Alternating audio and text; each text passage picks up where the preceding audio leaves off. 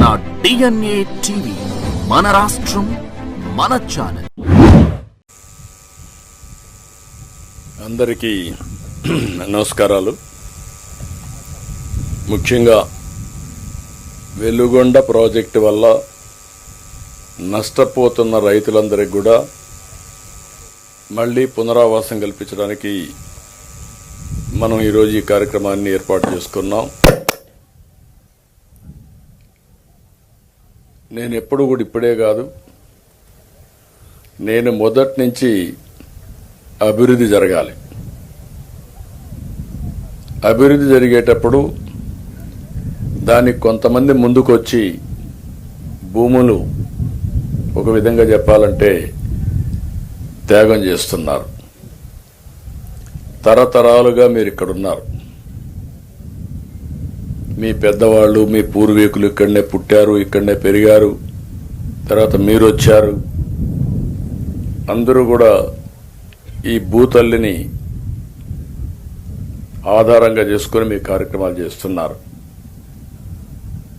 అయితే ఇక్కడ మనందరం ఒక విషయం గుర్తుపెట్టుకోవాలి. ఈరోజు ఒక చరిత్ర మీరందరూ గుర్తుపెట్టుకోవాల్సింది, వెలుగొండ ప్రాజెక్టు ద్వారా మీ భవిష్యత్తే కాకుండా 3 జిల్లాలు, ఒకప్పుడు 3 ఇప్పుడు 4 జిల్లాలు, ప్రకాశం జిల్లాతో కలుపుకుంటే 4 జిల్లాల యొక్క తలరాతను మార్చే ప్రాజెక్టు ఈ వెలుగొండ ప్రాజెక్టు. అయితే ఒక్కసారి మనం ఆలోచించుకుంటే గతాన్ని ఇప్పటికి కూడా ఈ ప్రాంతంలో నీరన్నీ పాతాళానికి వెళ్ళిపోయినాయి. మనం తాగే నీళ్లన్నీ ఫ్లోరైడ్ నీళ్లు తాగుతున్నాం. దానివల్ల చాలా మందికి ఆరోగ్య సమస్యలు. దేవుడు సక్రమంగా పుట్టించిన మనకు మాత్రం అనేక సమస్యలు వచ్చాయి, వస్తున్నాయి కూడా. ఇంకొక పక్క కరువు. అనేక సందర్భాల్లో మార్కాపూర్ ప్రాంతం అంటే ఇది ఒక కరువు ప్రాంతం, అన్ని విధాల ఇబ్బంది పడే ప్రాంతం వచ్చింది. ఈరోజు ఒక్కోసారి చరిత్ర, అప్పుడప్పుడు కొంతమంది యుగ పురుషులు పుడతారు. ఒకప్పుడు కృష్ణా నదీ జలాలు ఈ ప్రాంతాలకు వస్తాయని ఎవరు కలగూడగనలేదు. అలాంటి సమయంలో నందమూరి తారక రామారావు గారు ముఖ్యమంత్రి అయిన తర్వాత మొట్టమొదటిసారిగా ఆలోచించి రాయలసీమకు కృష్ణా జలాలు ఎట్లివ్వాలి, ఈ మార్కాపూర్ ప్రాంతానికి కూడా నీళ్లు ఎట్లివ్వాలని ఆలోచించినటువంటి మొదటి వ్యక్తి నందమూరి తారక రామారావు గారు 1985లో. దానికి శివరామకృష్ణయ్య గారిని ఒక ఇంజనీర్ని ఆ రోజు అపాయింట్ చేశారు. ఆయన రాష్ట్రం అంతా తిరిగి, అన్ని ప్రాంతాలు తిరిగి ఎక్కడెక్కడ నీళ్లు రావాలనో, ఏ విధంగా వస్తుందో, అప్పుడే వెలుగొండ ప్రాజెక్టు ఒకటి వస్తే బాగుంటుందని ఒక ఆలోచన చేసి ఒక రూపకల్పన చేశారు. నేను 95లో ముఖ్యమంత్రి అయ్యాను. నేను ఈ ప్రాంతానికి వస్తే మీరందరూ ఒకటే మాట అడిగేవాళ్ళు, మాకు వెలుగొండ కావాలి, వెలుగొండ కావాలని. నేను ఆ రోజు మిమ్మల్ని అడిగాను, వెలుగొండ ఎట్లొస్తుంది, నీళ్లు ఎక్కడున్నాయి, మనకు లేవు కదా, లేనప్పుడు ఎట్లొస్తుందంటే మీరు ఒక మాట చెప్పారు, 5 సంవత్సరాల్లో ఎప్పుడైనా వరద వస్తే ఆ 1 సంవత్సరం నీళ్లు మాకు మళ్ళీ ఇచ్చండి, 4 ఏళ్లు మేము బతకతాం, లేకపోతే ఈ ప్రాంతంలో బతకలేమని మీరు అడిగితే, ఆ మాట చెప్పంగానే నా మనసు కలిచివేసింది. అందుకే ఆ రోజే నిర్ణయం చేశా. 96లో ఆ రోజు మార్చి 26వ తారీఖు అనుకుంటా నేను ఫౌండేషన్ వేసా. అక్కడి నుంచి కొన్ని పనులు కూడా చేశానని చెప్తాను. అదే సమయంలో ఈరోజు మీరు ఆలోచిస్తే ప్రాజెక్టుకి 10,580 కోట్లు ఖర్చు అవుతుంది ఇప్పుడు లెక్కల ప్రకారం. ఇప్పటికే 6,736 కోట్లు మనం ఖర్చు పెట్టాం. ఇంకా 3,844 కోట్లు ఖర్చు పెట్టాలి. నిన్న మొన్నే మనం 759 కోట్లు ఖర్చు పెట్టాం. ఈరోజు 900 కోట్లు రైతులకు పేదవాళ్ళకి పునరావాసం చేయడానికి R&R ఇవ్వడానికి శాంక్షన్ చేయడమే కాకుండా ఒకేసారి 300 కోట్లు ఈరోజు రిలీజ్ చేస్తున్నాం. సాయంత్రానికి మీ బ్యాంక్ అకౌంట్కి వస్తుంది. అకౌంట్కి వెళ్ళిపోయిందా? ఓకే, ఈరోజు రేపు RBI హాలిడే అంట. డబ్బులు మీ అకౌంట్కి రిలీజ్ చేశాం. సోమవారం మీరు వెళ్ళి మీ అకౌంట్లో డబ్బులు తీసుకునే అవకాశం కూడా ఉంటుంది. ఉండడం కాదు, 100% మీ అకౌంట్లో సోమవారం డబ్బులు ఉంటుంది. దాన్ని బట్టి మీరు ప్లాన్ చేసుకోవచ్చు. ఈరోజు మనం చూస్తే చాలా ఆర్థిక ఇబ్బందులు ఉన్నాయి. రాష్ట్రం విధ్వంసం అయింది. రాష్ట్రం యొక్క మొరేల్ ఆఫీసర్స్ పనిచేయడానికి కూడా ఇష్టపడే పనిచేసి లేరు. ఎక్కడ చూసినా లా అండ్ ఆర్డర్ అయితే అధపాతాలని పోయింది. నాకే ఆశ్చర్యం వేస్తుంది. నేను చాలా సవాళ్లు చూశాను. ఒకప్పుడు తీవ్రవాదులు, నా కోసం నేను చేయలే, ఈ రాష్ట్రం కోసం ఆలోచించా. ఆ రోజు హైదరాబాద్ చుట్టుపక్కల వచ్చేస్తే అభివృద్ధి ఆగిపోతుందని నేను ఆ రోజు నక్సలిజం అనేది కరెక్ట్ కాదని గట్టిగా చెప్పి పోరాడాను. కడాన నా ప్రాణం మీదకి వస్తే కూడా లెక్క పెట్టుకోవాలా. మీరు ఆ విషయం గుర్తుపెట్టుకోవాలి. సాక్షాత్తు వెంకటేశ్వర స్వామి 23 క్లేమోర్ మైన్స్ నా మీద బ్లాస్ట్ చేస్తే నన్ను కాపాడి ప్రాణ భిక్ష పెట్టింది వెంకటేశ్వర స్వామి పెట్టాడు. ఆ విధంగా బయటపడ్డాను. ఈరోజు ఆ సమస్య పరిష్కారం అయింది. 1924లో లా అండ్ ఆర్డర్ మొత్తం విచ్ఛిన్నం అయిపోయింది. అలాంటి పరిస్థితులు, ఒక పక్క లా అండ్ ఆర్డర్ సమస్య, ఒక పక్క 10 లక్షల కోట్ల రూపాయల అప్పులు, ఇంకొక పక్క సంక్షేమానికి కూడా ఆదాయం రాని పరిస్థితి, పెట్టుబడులు పెట్టలేదు, సంపద సృష్టించలేదు, దీనివల్ల ఆదాయం కూడా తగ్గిపోయే పరిస్థితి వస్తే అవన్నీ కరెక్ట్ చేస్తూ వచ్చాను. మీకందరికి ఒక మాట చెప్పాను, ఎన్ని కష్టాలున్నా సంక్షేమం, అభివృద్ధి, సుపరిపాలన ద్వారా మీకు న్యాయం చేస్తానని చెప్పి దానికి కట్టుబడి ఈ 2 ఏళ్లు పనిచేశాం. 3,844 కోట్ల రూపాయలు ఈరోజు మనం ఖర్చు పెట్టాలి. 759 కోట్లు ఖర్చు పెట్టాం. ఇంకొక పక్కన మీరు ఒకసారి చూస్తే ఫేజ్ 1 1938 కోట్లు అవుతుంది. ఫేజ్ 2 1906 కోట్లు అవుతుంది. ఈరోజు నేను వచ్చింది కూడా ఇప్పుడు రెండోసారి వచ్చాను. మా రామానాయుడు అయితే ఇక్కడే ఉంటాడు. ఒకసారి అనుకుంటే ఇంకా ఎన్నిక బోర్డు మొన్న మీరు చూశారు, పుట్టినరోజు కూడా ఇక్కడే చేసుకున్నాడు. ఆ యొక్క టన్నల్లోకి వెళ్ళాడు. అక్కడ భయంకరమైన పరిస్థితులున్నా అక్కడే ఉండి నాయకత్వాన్ని ఇచ్చిన నాయకుడు నిమ్మల రామానాయుడు గారు.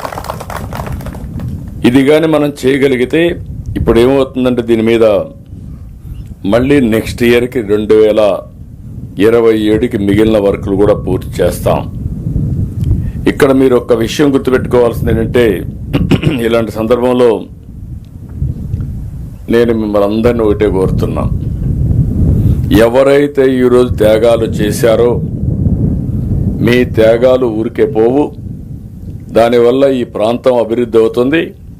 మీ జీవితాలు కూడా అందరితో సమానంగా, అందరికంటే మెరుగ్గా ఉంటాయని మీ అందరికి హామీ ఇస్తున్నా. అందుకని ఈరోజు మాత్రం 2,351 మంది నిర్వాసితుల కుటుంబాలకు 300 కోట్ల రూపాయలు జమ చేస్తున్నాం. కలనూతల, సుంకేసుల, చింతల ముడిపి, గుడుంచెర్ల, కాటంరాజు తాండా, సాయిరాం నగర్, మెట్టిగొంది, బసవాయపల్లి, లక్ష్మీపురం, అక్క చెరువు, గొట్టెపాడు మొత్తం 1100 గ్రామాల నిర్వాసితులకి మీ అకౌంట్లో డబ్బులు వేస్తున్నామని మీ అందరికీ హామీ ఇస్తున్నా. అదే మరిగా మీ అందరికి చూస్తే ఇక్కడి నుంచి వెళ్లే వాళ్ళందరికీ ఇడుపూరు 1, ఇడుపూరు 2, గోగుల దిన్నె, తొక్కపల్లి, దేవరాజుగట్టు, ఒండుట్ల, వేములకోట్ల పునరావాసం కల్పిస్తున్నాం. ఇప్పుడే కలెక్టర్ గారు చెప్తున్నారు, కలెక్టరేట్ పక్కన మీకు ఇచ్చిన జాగాలో ఈరోజు కలెక్టరేట్ వస్తూ ఉంది. మీరు అవి ఒక కాలనీ అంటే ఇది అరుదైన అనుభవం. మీరెవరు కూడా ఊహించుండరు. ఓసారి కలెక్టరేట్ వస్తుందని, జిల్లా కేంద్రం అవుతుందని మీరు ఊహించలేదు. మీకు అన్యాయం జరిగింది.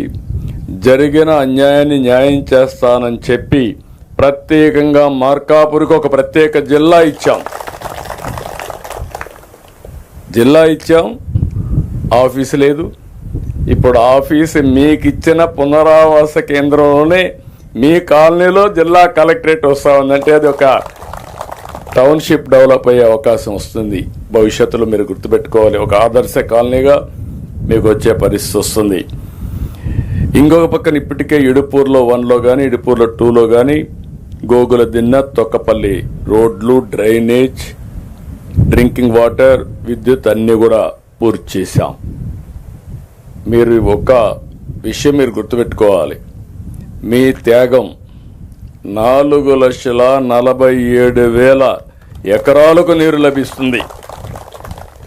పారిశ్రామిక అవసరాలకు నీళ్లు వస్తుంది. 1,657 గ్రామాలతో సహా 23 లక్షల మందికి మీ పేరు చెప్పి నీళ్లు తాగే పరిస్థితి వస్తుందంటే అది మీకు ఒక తృప్తి.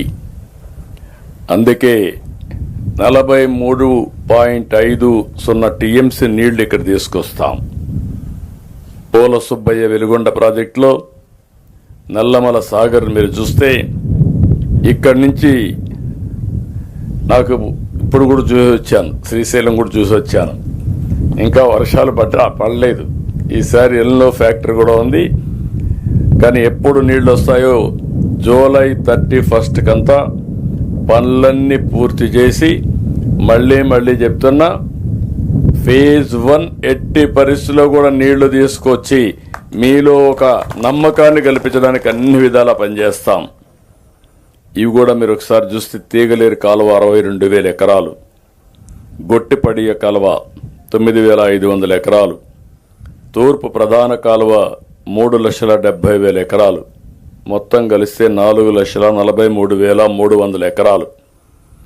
ఇవి కాకుండా గుడ్ల బల్లేశ్వరం, రాళ్లవాగు రిజర్వాయర్ నుంచి ఒక 5,000 ఎకరాల నీళ్లు వస్తాయి. ఫేజ్ 1 నేను ముందే చెప్పాను, 1,19,000 ఎకరాలకు నీళ్లు, 4 లక్షల మందికి త్రాగునీరు. ఫేజ్ 2లో 3,28,300 ఎకరాలకు సాగునీరు, 11,25,000 మందికి త్రాగునీరు వచ్చే అవకాశం వస్తుంది. ఇది ఒక చరిత్ర. ఈరోజు నేను ఆ రోజు చెప్పడం కాదు, 98-96లో ఫౌండేషన్ వేశాను. 98లో మొట్టమొదటిసారిగా నల్లమల సాగర్ రిజర్వాయర్లోని సుంకేసుల, గొట్టిపడియ డ్యాములకి 180 కోట్ల రూపాయలు శాంక్షన్ చేసి అడ్మినిస్ట్రేటివ్ శాంక్షన్ ఇచ్చింది అప్పుడే ఇచ్చాం. సుంకేసుల గ్యాప్ పనులకి 98లోనే ప్రారంభించాం. అయితే మీరు గుర్తుపెట్టుకోవాల్సింది, అప్పటి నుంచి కరెక్ట్గా చేసుంటే నేను ఈ టర్మ్లో 3,900 కోట్ల రూపాయలు ఖర్చు పెడుతున్నానంటే గడిచిన ప్రభుత్వాలు ఇదే పని చేసుంటే ఈరోజు ఈ ప్రాజెక్టు ఈ విధంగా ఉండేదా అని అడుగుతున్నా. ఇదే నీళ్లు కానీ ఒక 10-15 సంవత్సరాల కంటే ముందు మీకు వచ్చుంటే మీ జీవితాలు ఎంత మార్పు వచ్చేది, ఎంత వెలుగు వచ్చేదో ఒక్కసారి మీరు ఆలోచించుకోవాల్సిన అవసరం ఉంది. అందుకనే ఈరోజు ఇంకొక పక్కన మీరు చూస్తే నాకు ఆశ్చర్యం వేస్తుంది. ఎన్నికల ముందు ఆడిన డ్రామా, ఆ డ్రామానా మోసమా మీరే ఆలోచించుకోవాలి. మోసాలు చేయడంలో గొడ్డలి పార్టీ దిట్ట. వాళ్ళ పనే ఇదే పని. ఎక్కడ మనం కళ్ళు ఆరపకుండా అబద్ధాలు చెప్పేస్తారు, మనం ఆలోచించే లోపలనే మోసం జరిగిపోతుంది. ఈ మధ్య డిజిటల్ అరెస్టులని వస్తున్నాయి.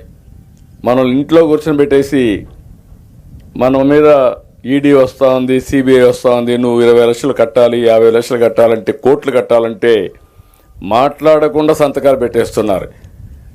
వీళ్ళు అక్కడి నుంచి ఆ డబ్బులు పోయే లోపల, పోలీస్ స్టేషన్ పోయే లోపల 10 ట్రాన్సాక్షన్లు మారిపోతాయి. ఆ డబ్బులు పోతాయి, మళ్ళీ రికవర్ చేయాలంటే పోలీసులు కూడా చేత కావడం లేదు. అలాంటిది మీరు గుర్తుపెట్టుకోవాల్సింది. రాష్ట్రంలో ఈ గొడ్డల పార్టీ చేసే వితండ వాదన ఇది ఒక ఎగ్జాంపుల్. నేను ఏం చేయాలో నాకు అర్థం కాలేదు. ఇప్పుడు నాకు అనిపిస్తుంది, అతను వేసినటువంటి ఆ రోజు ఫౌండేషన్ వేసి బోర్డు వేసుకున్నాడు.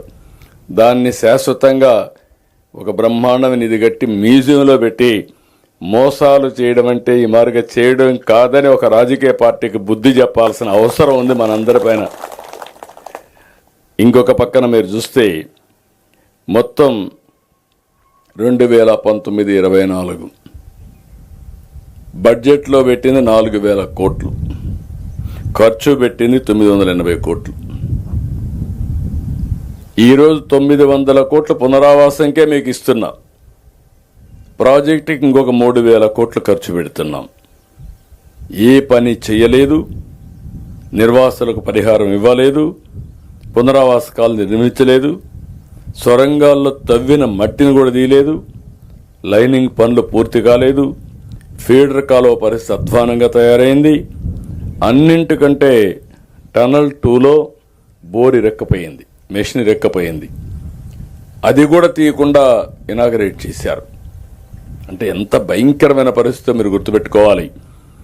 అప్పటికే ఇంకొక పక్కన చూస్తే నేను ఆ రోజు 19 ఎలక్షన్స్ కంటే ముందు 18.8 కిలోమీటర్లు టనల్ 1లో ఉన్నుంటే 16 కిలోమీటర్లు పూర్తి చేశాం. అంటే 2.8 కిలోమీటర్సే పెండింగ్ ఉంది. అప్పటికే కాంట్రాక్టులో కొన్ని విభేదాలు వచ్చాయి. అప్పటికే చేయకపోతే అందరిని పిలిపించి కోర్టు పోతే కూడా చెప్పి సమన్వయం చేసి పనులన్నీ కూడా ట్రాక్లో పెడితే అక్కడి నుంచి వీళ్ళు చేసిన పని చాలా దుర్మార్గంగా చేసే పరిస్థితికి వచ్చారు. ఏది ఏమైనా మీకు ఒక్కటే కోరుతున్నాం, ఈరోజు 7,225 మంది నిర్వాసితులున్నారు. ఒకరిద్దరు కాదు, ఇది ఒక పెద్ద నెంబర్. ప్రతి ఒక్కరి వెనకాన ఒక విషాద గాథ ఉంటుంది. ఏదో మీ ఊర్లో ఉన్నారు, తరతరాలుగా ఉన్నారు, 1 ఎకరా 2 ఎకరాలు 3 ఎకరాలు భూమి ఉంది, ఒక గేదెలు 2 3 పట్టుకున్నారు, పిల్లల్ని చదివించుకొని బతుకుతున్నారు. అలాంటప్పుడు ఉన్న పళంగా మీరు వేరే ఊరికి పోవాలి. ఎంతున్నా వేరే ఊరు అన్నప్పుడు మీలో కూడా కొన్ని సందేహాలుంటాయి. ఏంటి మనం పోవాలన్నా, ఇన్నేళ్లున్నాం అనే బాధ కూడా ఉంటుంది. అలాంటి సమయంలో ఈ ప్రాజెక్టు వల్ల దగ్గర కొన్ని లక్షల మంది 4-5 జిల్లాల్లో బాగుపడతారు. వాళ్ళు బాగుపడినప్పుడు ఆనందంగా ఉంటారు. కానీ నష్టపోయిన రైతాంగం కూడా ఆనందంగా ఉండేట్టుగా చేయడం ప్రభుత్వాల ప్రధాన బాధ్యత. నేను ఈ విషయం పదే చెప్తున్నా. మీరు ఒక్కసారి చూస్తే నేను హైదరాబాద్లో ఎయిర్పోర్ట్ కట్టాను. 5,000 ఎకరాలు తీసుకున్నాను. 5,000 ఎకరాలు తీసుకొని వాళ్ళందరికీ చెప్పాను, లిబరల్గా కాంపన్సేషన్ ఇస్తా, మీరు పక్కనే భూములు కొనుక్కోండి, ఇక్కడ విమానాశ్రయం వస్తుంది, మీ భూములకు విలువ పెరుగుతుంది, మీ జీవితాలు బాగుపడతాయని చెప్తే నన్ను నమ్మి చేశారు. అందరూ కూడా కోటీశ్వరులు అయ్యారు. ఒకరు కాదు, మొత్తం ఆ చుట్టుపక్కల ఉన్న వాళ్ళందరూ ఎకరా ఉంటే ఇప్పుడు మొన్న ఒక ఆక్షన్ వేస్తే మామూలు డబ్బులు కాదు, అది 225 కోట్లకు పోయింది ఒక ఎకరా. అంటే అభివృద్ధి చేస్తేనే ఆదాయం వస్తుంది. ఈరోజు మనం ఇక్కడ ఉన్నాం, వెలుగొండ ప్రాజెక్ట్ వస్తానే ఈ 4 జిల్లాల భూములకు రెక్కలు వస్తాయి. ఆ విషయం మీరు గుర్తుపెట్టుకోవాల్సింది. విలువ పెరుగుతుంది, ఎందుకంటే నీళ్లు వచ్చినప్పుడు దాని విలువ పెరుగుతుంది. ఒక ఇండస్ట్రీ వస్తే దానివల్ల అదనంగా వస్తుంది. ఇలాంటివన్నీ కూడా మనకు వచ్చే పరిస్థితి వస్తుంది. ఇంతమంది ఉంటే, మీరు ఇంతమంది బాధపడితే 26 మందికి ఇచ్చినట్టు ఇచ్చి, ఇప్పుడే తమ్ముడు చెప్పినట్టు మీరు వచ్చి మీ బాధలు చెప్పుకోవాలంటే మీ కష్టాల్లో భాగం పంచుకోకుండా కనీసం నిర్మోహమాటంగా లాఠీ చార్జ్ చేపించి మీ మీద దౌర్జన్యాలు చేశారంటే ఎలాంటి విషయాల్లో మీరు గుర్తుపెట్టుకోవాల్సిన అవసరం ఉంది. ఇది ప్రజాప్రభుత్వం, మీ ప్రభుత్వం. ఏ ఒక్క వ్యక్తికి నష్టం జరగకుండా ఈ ప్రాజెక్టును పూర్తి చేసే బాధ్యత నేను తీసుకుంటా. ఇది నా గ్యారంటీ, అది జరుగుతుంది. అందుకే నేను ఒక్కసారి మీరు ఆలోచిస్తే మనం వచ్చినాక 140 కోట్లు పెండింగ్ బిల్లు కూడా పే చేశాం. అంటే ఎక్కడ కూడా పని కావాలంటే ఒక పద్ధతి ప్రకారం చేస్తేనే పనులు అవుతాయి. అయితే నేను ఒక ఆలోచన, ఈ జిల్లాకు ఒక ఇది ఇచ్చాం, మార్కాపూర్ జిల్లా ఇచ్చాం. 4 నియోజకవర్గాలే. ఒక బలహీన వర్గాలకు సంబంధించిన కలెక్టర్ ఇక్కడ వేసాం. ఆవిడ మీకంటే కరూరు జిల్లా, అనంతపురం జిల్లా నుంచి వచ్చింది కాబట్టి కరూరు జిల్లా పరిస్థితులు అర్థం చేసుకునే కలెక్టరు మీకు ఇచ్చానని చెప్పి కూడా నేను మీకు తెలియజేస్తున్నాను. One of the most beautiful collectorate కడతాం, మీ కాలనీ పక్కనే వస్తుంది. ఇంకొక పక్క నేను ఆలోచించింది, ఇవన్నీ చేయడమే కాకుండా మీ జీవితాలు బాగుపడాలంటే మామూలు పంటలు ఒకప్పుడు పొగాకు వేసుకునేవాళ్ళు, ఈ సంవత్సరం పొగాకు కూడా ఇబ్బందులు వచ్చేసాయి. ఒక పక్క వాళ్ళ సమస్యలు పరిష్కారం చేస్తూనే నేను ఆలోచించింది, ఈ ప్రాంతంలో హార్టికల్చర్ రావాలి, పండ్ల తోటలు రావాలి. ఈరోజు రాయలసీమ నుంచి పండ్ల తోటలు ప్రపంచం మొత్తం పంపిస్తున్నాం. నేను అందుకనే మార్కాపూర్ జిల్లాను కూడా ఆ ప్రాజెక్టులో ఇంక్లూడ్ చేసి మొత్తం కలిసి 1,00,000 కోట్ల రూపాయలు ఖర్చు పెట్టబోతున్నాం.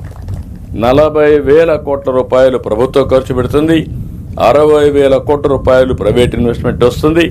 ఇప్పుడే తమ్ముడు చెప్పి అడిగినట్టు ఉద్యోగాలు, అగ్రో ఫుడ్ ప్రాసెసింగ్ వస్తాయి. వచ్చినప్పుడు మన పిల్లలకు ఉద్యోగాలు వస్తాయి. రైతులు ఎఫ్పిఓలు పెట్టుకుంటే మీరే కూరగాయలు కానీ పళ్ళు కానీ కలెక్ట్ చేసి అవన్నీ పంపించగలిగితే దానివల్ల మీ ఆదాయం పెరుగుతుంది. మీ ఊరు పక్కనే Ramayapatnam one of the best airport వస్తూ ఉంది, అది కూడా గుర్తుపెట్టుకోవాలి మీరు. మంచి పోర్ట్ వస్తుంది, ఇక్కడి నుంచే ఎగుమతులు చేసుకునే అవకాశం వస్తుంది. అదే మరి రోడ్లన్నీ బ్రహ్మాండంగా వచ్చేసాయి, రైల్వే లైన్స్ కూడా ఆలోచిస్తున్నా. ఇవన్నీ వస్తే చాలా వరకు కనెక్టివిటీ పెరుగుతుంది. ఈ కనెక్టివిటీతో ఈ ప్రాంతానికి మంచి భవిష్యత్తు వస్తుంది. ఈ విషయం మీరు గుర్తుపెట్టుకోవాలి. నేనేదో మాటల్లో చెప్పడం కాదు. ఈరోజు సంక్షేమ కార్యక్రమాలన్నీ మొన్నే మీకు అన్నదాత సుఖీభవ కార్యక్రమంలో, అన్నదాత కార్యక్రమంలో అటు కేంద్రం ఇటు రాష్ట్రం డబ్బులు వేసాం. 20,000 ఇస్తా అన్నాం, 14,000 రాష్ట్ర ప్రభుత్వం, 6,000 కేంద్ర ప్రభుత్వం. ప్రతి రైతు అకౌంట్లో 3 విడతల్లో 20,000 రూపాయలు మీ అకౌంట్లో వేసే ఏకైక ప్రభుత్వం ఇది. ఒకప్పుడు మైక్రో ఇరిగేషన్ 90% సబ్సిడీ ఇచ్చాం కరువు ప్రాంతాల్లో. ఈరోజు మళ్ళీ మైక్రో ఇరిగేషన్కి శ్రీకారం చుట్టాను. ఇరిగేషన్ ప్రాజెక్ట్స్కి ఇప్పటికే 24,000 కోట్లు ఖర్చు పెట్టాం. హంద్రీ నీవా 100 రోజుల్లోనే పూర్తి చేసి 3,000 కోట్ల రూపాయలు ఖర్చు పెట్టి కడాన చివరి ప్రాంతం కుప్పానికి కూడా నీళ్లు ఇచ్చాం. కనీసం పోలవరం ప్రాజెక్టు మనందరికీ జీవనాడి, రాష్ట్రానికే ముఖ్యమైన ప్రాజెక్టు. అలాంటి ప్రాజెక్టు 1924లో డయాఫామ్ వాల్ కొట్టుకోబోయే పరిస్థితికి వచ్చింది. దీనివల్ల మళ్ళా మనకు 440 కోట్ల రూపాయలతో ఖర్చు పెట్టి పూర్తి చేసిన ప్రాజెక్టు అదనంగా 1000 కోట్లు పెట్టి పేర్లలుగా చేసే పరిస్థితికి వచ్చాం.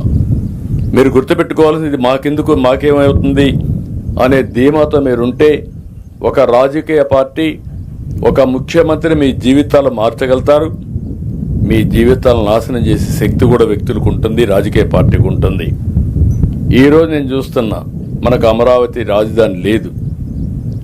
రాజధాని లేకుండా అవస్థపడితే 29,000 మంది రైతులు 33,000 ఎకరాలు భూమి వాలంటరీగా స్వచ్ఛందంగా ముందుకొచ్చి ల్యాండ్ పూలింగ్లో ఇచ్చారు. నేను ఒక్క పైసా వాళ్ళకి ఇవ్వలేదు. నేను ఇచ్చింది యాన్యుటీ ఇచ్చా, సంవత్సరానికి ఇంత డబ్బులు ఇస్తా, తిరిగి డెవలప్ చేసి కొంత భూమి నీకు ఇస్తా. అది చేసుకుంటే నీ ఆదాయం పెరుగుతుంది, 10 రెట్లు ఆదాయం వస్తుంది. అది చేసుకోమంటే నమ్మారు. నమ్మి ఇస్తే 5 ఏళ్ళు ముందు అమరావతి మేలైన నగరం, నేను కూడా సపోర్ట్ చేస్తా అన్నాడు. అధికారంలో రానంత వరకు మేము చేస్తామంటే అడ్డుపడ్డాడు. ఎప్పుడైతే మనం చేసిన తర్వాత వాళ్ళు వస్తానే అమరావతి కాదు 3 రాజధానులని 3 ముక్కలు ఆటాడి రాజధాని లేకుండా చేశాడు. ఇప్పుడు కేంద్రంలో చట్టంలో పెట్టి రాజధాని చేస్తే దీనికి నేను ఒప్పుకోను, నేను వేవేగాని అంటాడు. అది ఎక్కడి నుంచి ఆలోచనలు వస్తాయో నాకైతే అర్థం కాదు. ఇంటే వితండవాదం అంటే మనకు రాజధాని లేకుండా పోవడం ఎంత బాధేస్తుందండి. ఈరోజు తెలంగాణ ఉన్నారు, నేనే డెవలప్ చేశా, నాకు బాధ లేదు. ఎందుకు డెవలప్ చేశాను? తెలుగు జాతి కోసం చేశాను. ఈరోజు విభజన జరిగిన తర్వాత తెలంగాణకు వెళ్ళింది. హైయెస్ట్ పర్ క్యాపిటల్ ఇన్కమ్ తలసరి ఆదాయం దేశంలో ఎక్కువ వచ్చే రాష్ట్రం తెలంగాణ. దానికి ఫౌండేషన్ ఇచ్చిన వ్యక్తిని నేనే. ఈరోజు అలాంటి రాజధాని మనకు ఉండాలా లేదని అడుగుతున్నా మిమ్మల్ని. మీరేమనుకుంటారని మాదేం పోయింది, రాజధాని ఉంటే ఏంటి, నాకు నేను రాజధానికి పోతానా అనే ఆలోచన మీకు వస్తూ ఉంది. మీలో కూడా ఒక సామాజిక చైతన్యం రావాలి. ఎవరి వల్ల లాభాలు వస్తాయి. ఈరోజు గుజరాత్ ఉంది, నరేంద్ర మోడీ గారు ప్రధానమంత్రి అయ్యారు, ముఖ్యమంత్రి అయ్యారు, 3 సార్లు గెలిచారు. ఆ రాష్ట్రం బాగుపడింది. ఇప్పుడు కేంద్రానికి పోయారు, మళ్ళా 3వసారి గెలిచారు.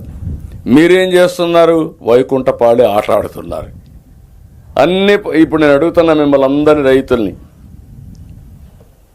జిల్లా ఇచ్చాం, వెలుగొండ ప్రాజెక్ట్ నేనే ప్రారంభించి ఫౌండేషన్ వేసి నేనే పూర్తి చేసి మీ జీవితాలు మారుస్తున్నా. మళ్ళీ హార్టికల్చర్ హబ్గా పెట్టి మీకు ఎవ్వరికి ఇబ్బంది లేకుండా మీ ఆదాయం పెంచడానికి, రైతులకు వెన్నెముగ్గా ఉండడానికి నేను దోహదం చేస్తున్నా. అదే మరి ఇంటింటికి కొళాయి ద్వారా నీళ్లు ఇవ్వాలని జేజేఎం కింద అతను చేయకపోతే నేను తీసుకొచ్చి అన్ని ఇళ్లకు నీళ్లు ఇస్తున్నాం. అమృతి కింద పట్టణంలో అన్ని ఇళ్లకు ఇస్తాం. ఇన్ని పనులు చేస్తామంటే మీ కళ్ళ ముందర కనపడుస్తామంటే మళ్ళీ వేరే పార్టీ ఆలోచన మీ కళ్ళకు వస్తే ఏమనాలి? కులం, మతం, ప్రాంతం ఏదో ఇచ్చేస్తారని బెట్టింగ్ మెంటాలిటీ, ఇవి మంచివి కాదు. ఆలోచన విధానంలో స్థిరత్వం ఉండాలి. మంచి చెడులు విశ్లేషణ చేసే శక్తి మనుషులకు ఉంది. అన్ని మంచి జరిగిన నాకు ఏదొచ్చినా కూడా మళ్ళా మా కులవాడు కాబట్టి కులానికి వేద్దామంటే మనకు మంచి జరగదు. ఎప్పుడు కూడా నేను మార్కాపూర్ ఏరియాని చూసేవాడు. అది కూడా మీకు చెప్తాను, ఫ్రాంక్గా మాట్లాడేస్తున్న రైతులు ఇక్కడ ఉన్నారు. మార్కాపూర్ ఏరియాకు తెలుగుదేశం పార్టీ వచ్చే తర్వాతనే ఎన్ని పనులు జరగాలన్నా జరిగాయి. కానీ ఒకసారి ఓటేస్తారు, ఒకసారి ఓటేరు. మొన్న మాత్రం శ్రీకాకుళంలో ప్రారంభిస్తే మాకెక్కడ బ్రేక్ పడలా, అన్నీ గెలుచుకుంటూ వచ్చాం. బ్రేక్ ఫస్ట్ వచ్చే కొందికి దర్శిలో పడింది, సెకండ్ బ్రేక్ ఎర్రగొండపాలెం పడింది, మళ్ళీ బ్రేక్ రిలీజ్ అయ్యింది. మళ్ళీ సూపర్ స్పీడ్లో రాయలసీమ వరకు వెళ్ళాం, అక్కడ ఒక 7 సీట్లు పోయినాయి. అంటే ఇక్కడ ఎందుకు బ్రేక్ పడిందని అడుగుతున్నాను నేను. మనం అందరం కూడా గుర్తుపెట్టుకోవాల్సింది, ఇవన్నీ చేసిన నేనేంటంటే అందరికంటే 30 ఏళ్ల ముందు ఏం జరుగుతుందో దాన్ని ఆలోచిస్తూ ఉంటా. నిన్న మాకు ఏదైతే తుంగభద్ర డ్యామ్ గేట్లు కొట్టుకోబోయింది, నేనే మన మంత్రులు పంపించాను. రామానాయుడిని, కేశవ్ని పంపించాం. మన దగ్గరనే కన్నయ్య నాయుడు ఒక ఎక్స్పర్ట్, ఆయన్ని కూడా పంపించాం.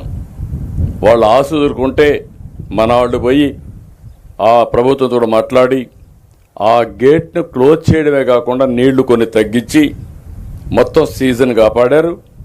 ఈరోజు 33 గేట్లు ఆ రాష్ట్ర ప్రభుత్వంతో సహకారంతో మనం పూర్తి చేసి 33 గేట్లు కొత్త గేట్లు పెట్టి నిన్న మేము 3 ముఖ్యమంత్రులు, కేంద్ర మంత్రి ఇనాగరేట్ చేశాం, జాతికి అంకితం చేశాం, తుంగభద్ర డ్యామును కాపాడాం. అప్పుడు మాకు ఒక ఆలోచన వచ్చింది. నేను మాట్లాడుతూ ఉంటే 30 ఏళ్ల మునుపు మాట్లాడాను, గంగా కావేరి కలవాలి. ఈరోజు మీ రోడ్లు ఉన్నాయి, చూస్తుంటారు, పెద్ద పెద్ద రోడ్లు వచ్చాయి, నేషనల్ హైవేస్ అన్ని. ఒకప్పుడు రోడ్లు ఉన్నాయా? పెద్దవాళ్ళు మీరు చూస్తుంటారు, ఉన్నాయా? అప్పుడు మొట్టమొదటి రోడ్డు నెల్లూరు చెన్నై పీపీపీలో బ్రహ్మాండంగా రోడ్డు వేస్తే తర్వాత అన్ని రోడ్లు ఈరోజు గోల్డెన్ క్వాడ్రిలాటరల్ రోడ్డు వచ్చి మొత్తం అనుసంధానం అయిపోయి బ్రహ్మాండంగా ముందుకు పోయే పరిస్థితికి వచ్చాం. అదే మరి ఒకప్పుడు మీకు కరెంటు ఎన్ని ఇబ్బందులు ఉండేటివి.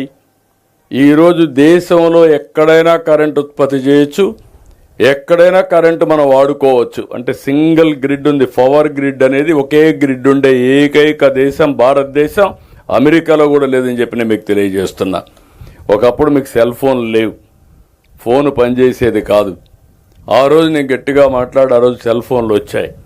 ఈరోజు సెల్ ఫోన్ అనేది ఒక ఆయుధంగా తయారైపోయింది. మీరు ఎక్కడికి పోయే పని లేదు. నీకు ఏ పని కావాలని హాయ్ అని కొట్టి మన మిత్రులు అడిగితే నీ పని చేసి తర్వాత మీకు చెప్తాం.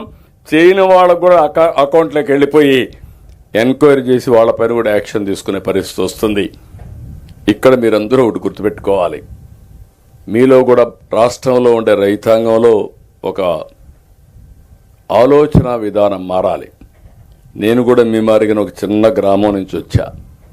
మా ఊర్లో 40 ఇళ్లే, ఎక్కువ ఇళ్ళు కూడా లేవు, చిన్న పల్లె. ఆ రోజు మా ఊర్లో నేను గతాన్ని గుర్తు చేసుకుంటే చిన్నప్పుడు రోజులు మా ఊర్లో ఎప్పుడు వర్షాల వల్ల నీళ్లు వస్తానే ఉండేటి. కాలువల్లో వాగుల్లో నీళ్లు వచ్చేటివి, ఊట చెరువులు ఉండేటివి, ఊట కాలువలు. పైన ఎక్కడో ఊట వస్తుంది, ఒక కాలువ తీసుకొని ఆ నీళ్లు ఎత్తుకొచ్చి పొలాలకు పెట్టేవాళ్ళం. పంటకి 120 రోజులు 150 రోజులు పంట పెడితే 20 రోజులు 30 రోజులు తగ్గేది. తగ్గినప్పుడు అప్పుడు మూటలు పెట్టేవాళ్ళం, మనం కప్పిలు తీసేవాళ్ళం, ఎద్దులతో నీళ్లు తీసేవాళ్ళం కప్పిలు పెట్టి. ఆ నీళ్లు కాంపన్సేట్ చేసేవాళ్ళం. నేను చిన్నప్పుడు చదువుకున్నప్పుడు కరెంట్ వచ్చింది.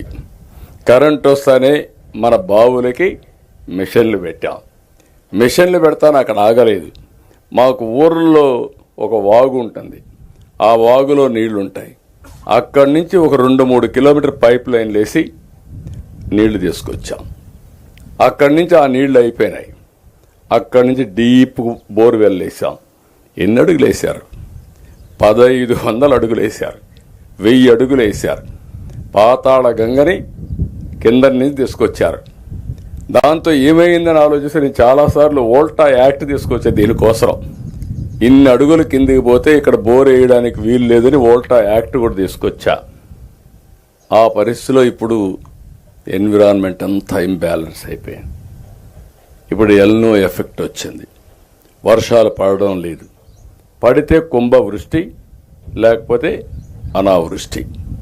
ఆ పరిస్థితికి వచ్చాం. అందుకే మనం గుర్తుపెట్టుకోవాల్సింది సార్, నేనంతా కూడా జలధార ఒక కార్యక్రమం తీసుకొచ్చాను.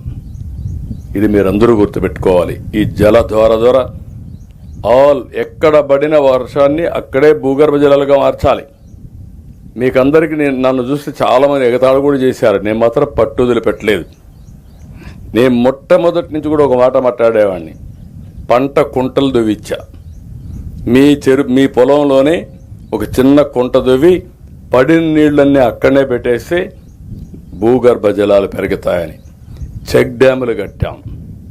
అడవుల్లో కంట్రోల్ ట్రెంచెస్ కొట్టించాం. అక్కడి నుంచి ఊట చెరువులు దువ్వాం. అనేక ప్రయోగాలు చేశాం. అన్నా హజారే, రాజేంద్ర పవార్ వీళ్ళందరినీ పిలిపించాను. ఈరోజు మళ్ళీ జలధార ద్వారా మీ గ్రామాల్లో మీరు పనులు చేసుకొని ప్రభుత్వం డబ్బులు ఇస్తాం కానీ భాగస్వామి మీద ఉండాలి. తద్వారా 3 అడుగులు 6 అడుగుల్లో నీళ్లుండాలి. వర్షాకాలం కంటే ముందు 6 అడుగులు, వర్షాకాలం తర్వాత 3 అడుగులు ఉండాలి, 3 మీటర్ల ఉండాలి. ఇది 3 మీటర్ల నీళ్లు మనం వాడుకుంటే జీవితాలు బాగుపడతాయి. చాలాసార్లు చెప్పాను రైతులకి, మీ ఇంటి దగ్గర మీ పొలంలో పంప్ సెట్ ఉంది, నేనే పెట్టిస్తాను సోలార్, వాడుకొని మిగిలిన కరెంటు గ్రిడ్కి ఇవ్వండి. మీకు అదనంగా కరెంటు ఉంటే ఆ కరెంటు కూడా మీరు తీసుకొని మీ ఇంటికి వాడుకోండి. మీ వాహనాలకు ఛార్జ్ చేసుకోండి. కరెంటు ఛార్జీలు కూడా తగ్గుతాయి. నిన్న మేము ఆలోచించింది, మొట్టమొదటిసారిగా 3 రాష్ట్రాల ముఖ్యమంత్రులు కేంద్రం కూర్చొని జల వివాదాలకు స్వస్తి పలకాలని, అవసరమైతే నదుల అనుసంధానం కూడా చేయాలని నేను పెట్టిన ప్రపోజల్ అయితే నేరుగా పోలవరం మీరందరూ గుర్తుపెట్టుకోవాలి, మార్చి 2027 లోపల పోలవరాన్ని పూర్తి చేసి జాతికి అంకితం చేస్తాం. ఆ ప్రాజెక్ట్ వస్తే ఆ నీళ్లు కృష్ణాకు వస్తాయి, ఆటోమేటిక్గా వస్తాయి. అక్కడి నుంచి నల్లమల సాగర్కు నీళ్లు తీసుకొచ్చి అవసరమైతే నల్లమల సాగర్ నుంచి లిఫ్ట్ పెట్టి శ్రీశైలానికి కానీ వేయగలిగితే అవి రాయలసీమకి వెళ్తాయి. ఇంకా శ్రీశైలం నుంచి కానీ కరెక్ట్గా తీసుకుపోతే ఆ నీళ్లు నేరుగా సోమశిలకు వచ్చి కందలేరిగిపోయి పుండి కంటే పైన కావేరికి కూడా వెళ్ళిపోతుంది. అంటే ఈరోజు ఈ ప్రాజెక్టు పూర్తయితే కృష్ణ, గోదావరి, తుంగభద్ర, వంశధార, కావేరి, పెన్న 5 నదులు, అదే మరి 4 రాష్ట్రాలు అనుసంధానమయ్యి 4 రాష్ట్రాలు బాగుపడతాయి, 5 నదులు అనుసంధానం అవుతాయి. అయితే దీంట్లో కూడా కొన్ని విషయాలు మీరు గుర్తుపెట్టుకోవాలి. అక్కడ వర్షాలు పడకపోతే మనం మునిగిపోతాం. ఎక్కడ పడిన వర్షాన్ని అక్కడ భూగర్భ జలాలుగా మార్చుకోవడం. రెండోది, ఎప్పుడు ఇబ్బంది రాకుండా, కరువు రాకుండా ఉండాలంటే ఈ నదుల అనుసంధానం చేసుకొని ముందుకు పోతే శాశ్వతంగా బాగుంటాం. ఆ పిలుపు ఈరోజు సందర్భంగా ఇవ్వాలనే ఉద్దేశంతో నేను ఇస్తున్నా. దయచేసి మళ్ళీ మార్కాపూర్ జిల్లాను అడుగుతున్నా, జిల్లా వాసులందరికీ విజ్ఞప్తి చేస్తున్నా, జిల్లాను అభివృద్ధి చేసే బాధ్యత మాది, అండగా సహకరించే బాధ్యత కూడా మీది. ఆ విషయం గుర్తుపెట్టుకోవాలి. శాశ్వతంగా మీ జీవితాల్లో వెలుగు రావాలంటే మీకు కనపడే వ్యక్తులను చూడొద్దండి, నన్ను చూడండి, పార్టీని చూడండి, ఎన్డీఏను చూడండి. బాగా చేస్తే వాళ్ళకి సహకరించండి. ఒకరిద్దరు చెడు చేసినా నేను కూడా, మీరు ఆమోదం లేకపోతే ఎవరిని కూడా నేను ఆమోదించను. నేను డెఫినెట్గా చెప్తాను, రేపు కూడా మీరు ఆమోదించిన వ్యక్తులు నేను కూడా ఆమోదించను. కానీ అక్కడక్కడ నాకు లిమిటేషన్ ఏంటంటే ఆమోదించే వ్యక్తి దొరకడం కూడా చాలా సమస్యనే. ఎందుకంటే అందరూ ఆమోదించే వ్యక్తి దొరకాలంటే రాజకీయాలు కూడా కొన్ని సమస్యలు వస్తాయి. అందరం నియంత్రణగా ఉంటాం, మీకు అందుబాటులో ఉంటాం. మీ శ్రేయస్సే మా ధ్యేయంగా మేము పనిచేస్తాం. మీలో కూడా ఒక్కొక్కరు 10 మందికి చెప్పడం, నేను చేసే పనులు మీకోసం చేసినప్పుడు మేము చేసే పనుల్ని మీరు కూడా సహకరించాల్సిన అవసరం ఉంది. దయచేసి మళ్ళీ మీ అందరికీ విజ్ఞప్తి చేస్తున్నా, భవిష్యత్తులో మీరెవ్వరూ ఆధారపడద్దండి. మీరు త్యాగం చేశారు, మీ త్యాగాన్ని నేను గుర్తుపెట్టుకుంటా, అన్ని విధాలా మీకు అండగా ఉంటా. మీరు ఇక్కడి నుంచి వెళ్ళిన వాళ్ళు ఏ కాలనీలో ఉన్నా నేను పోలవరం జిల్లానే ఇచ్చా. ఒకే నియోజకవర్గానికి ఒక జిల్లా ఇచ్చానంటే వాళ్ళు చేసిన త్యాగం. అక్కడ పోలవరం ప్రాజెక్టు వచ్చింది కాబట్టి అది గుర్తుపెట్టుకొని వాళ్ళకు ఒక జిల్లా ఇచ్చిన వ్యక్తిని. మీకు కూడా అదే మార్గ న్యాయం జరుగుతుందని మరొక్కసారి మీ అందరికీ తెలియజేసుకుంటూ, అందుకే ఎన్ని కష్టాలు వచ్చినా అమరావతి రైతాంగం పట్ల నేను సానుకూలంగా ఉన్నాను. త్యాగం చేసింది రైతాంగం. అలాంటి రైతులకు అండగా నిలబడడం నా నైతిక బాధ్యత. ఈ విషయం మీరు గుర్తుపెట్టుకోవాల్సిందిగా రాష్ట్రంలో ఉండే ప్రతి ఒక్క రైతులు కూడా గుర్తుపెట్టుకోవాలి. వెలుగొండ రైతాంగం మీకు ఒక ఆదర్శం. మీరు కూడా ఎక్కడన్నా ఒక మంచి ప్రాజెక్ట్ వస్తే ఆ ప్రాజెక్టుకు సహకరించండి. మీ జీవితాలు